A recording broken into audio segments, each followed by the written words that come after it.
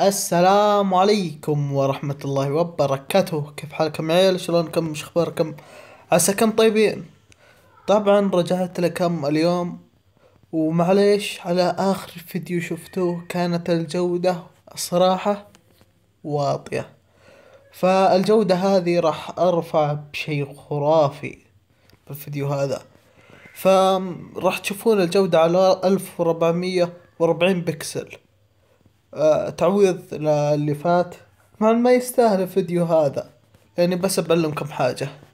أكلان على رغبة الكثير، يعني والله ناس أزعجوني أقسم بالله بكل كومنت. سلومة بدخل كلانك، سلومة بدخل كلانك. يمكن بدون مقارنة والله يمكن حول 500 رسالة. والله واجد سلومة بكلانك.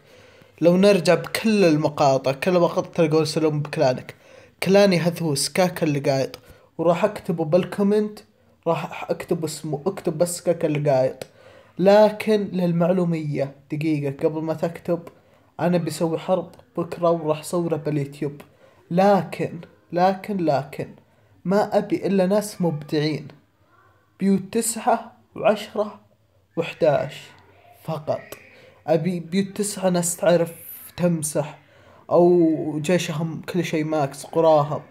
و10 كذلك، لا يجيني واحد بيته 9، الجولم واحد أو ليفل 2 والملكة 5 و6. لا أبي أعلى، أو 5 6 7، الملكة على الأقل الجولم يصير ماكس. فكذا اوكي، المهم نبي ناس مبدعين بالحرب الجاية لاني راح اصور. وكلان هذا قابل للتنظيف. شلون قابل للتنظيف؟ يعني قابل للطرد. فاي واحد مفهي وما يدخل، واذا نزلت بالرسائل ما يشوف ويكتب، وما له مكان ولا يدعم، راح اطرده. ومعليش يلي طردتكم والله ادري انكم واجد، وكل مشتركين كلبهم والله واجد يوميا. يمكن باليوم يرسلوا 5 6 من طرف سلوم، تكفى سلوم.